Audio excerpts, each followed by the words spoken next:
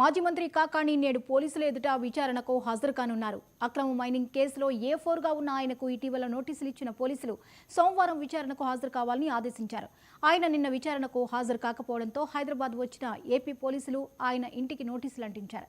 నేడు ఖచ్చితంగా విచారణకు హాజరు కావాలని, లేకుంటే కఠిన చర్యలు తీసుకుంటామని హెచ్చరించారు. అయితే కాకాణి ఈవేళ కూడా విచారణకు హాజరు అవుతారా లేదా అనేది ఉత్కంఠగా మారింది.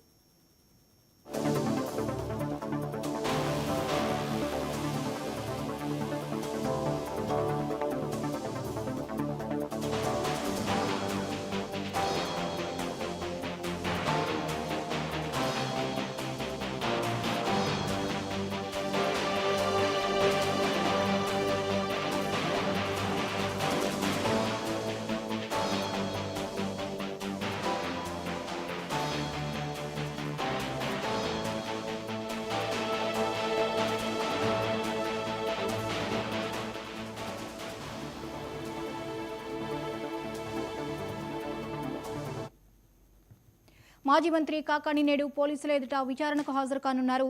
అక్రమ మైనింగ్ కేసులో A4గా ఉన్న ఆయనకు ఇటీవల నోటీసులు ఇచ్చిన పోలీసులు సోమవారం విచారణకు హాజరు కావాలని ఆదేశించారు.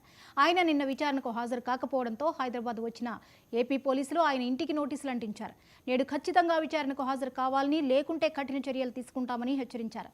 అయితే కాకాణి ఈవేళ కూడా విచారణకు హాజరు అవుతారా లేదా అనేది ఉత్కంఠగా మారింది. ఇక ఈ అంశంపై మరిన్ని అప్డేట్స్ ని మా ప్రతినిధి మురళీకృష్ణ అందిస్తారు. మురళీకృష్ణ, కాకాణి ఈ రోజు విచారణకు హాజరయ్యే అవకాశాలు ఎంతవరకు ఉన్నాయి?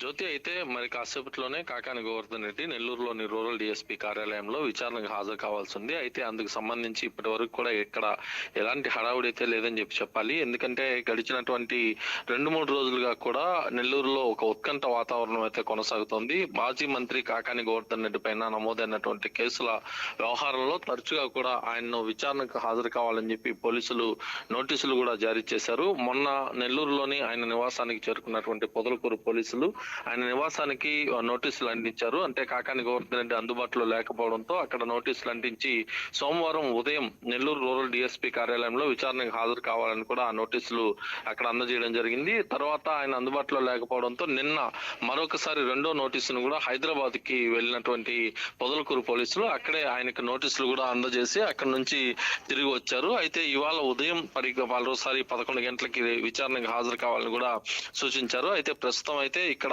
ఎలాంటి హడావుడి లేదని చెప్పుకోవాలి. అయితే మరోవైపు ప్రధానంగా తీసుకుంటే కాకాని గోవర్ధన్ రెడ్డి పైన దాదాపు 7 కేసులు నమోదైనాయి. ఇప్పటి వరకు 6 కేసుల్లో క్వాష్ పిటిషన్ ను ఆయన హైకోర్టులో అప్లై చేస్తున్నారు. అందుకు సంబంధించినటువంటి విచారణ కూడా ఇవాళ జరగబోతోంది. మరో కేసు ఏదైతే 7వ కేసు అంటే పొదలకూరు మండలంలోని తాటిపత్రి అనే గ్రామంలో దాదాపు అక్రమ మైనింగ్ కేసు వ్యవహారంలో A4 నిందితుడిగా కాకాని గోవర్ధన్ రెడ్డి పేరును కూడా చేర్చి ఉన్నారు. ఈ కేసులో ముందస్తు బెయిల్ కోసం కాకాని గోవర్ధన్ రెడ్డి అప్లై చేసుకున్నారు. అది కూడా ఇవాళ విచారణ జరగబోతోంది. ఈ క్రమంలో ఆయన ఇక్కడ నెల్లూరు రూరల్ డిఎస్పీ కార్యాలయంలో విచారణకు హాజరు అవుతారా లేదా అనేది మాత్రం ఒక ఉత్కంఠతకు దారి తీసిందని చెప్పుకోవచ్చు. గడిచినటువంటి వారం రోజుల క్రితం ఇదే కేసులో కాకాని గోవర్ధన్ రెడ్డిని పోలీసులు అరెస్టు చేస్తారంటూ కూడా నెల్లూరులో ఒక విపరీతమైన ట్రోలింగ్ కూడా భారీ ఎత్తున జరగడంతో ఒక్కసారిగా వైఎస్ఆర్ కాంగ్రెస్ పార్టీకి సంబంధించినటువంటి నేతలు గాని కార్యకర్తలు గాని కాకాని గోవర్ధన్ రెడ్డి నివాసానికి చేరుకున్నారు. 2 రోజుల పాటు అక్కడ ఒక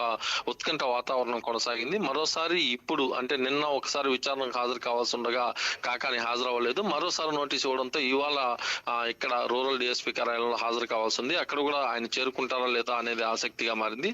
ఒకవేళ ఇవాళ విచారణకు కానీ హాజరు కాకపోతే చర్యలు అయితే తప్పవని చెప్పి పోలీసులు హెచ్చరిస్తున్నారు.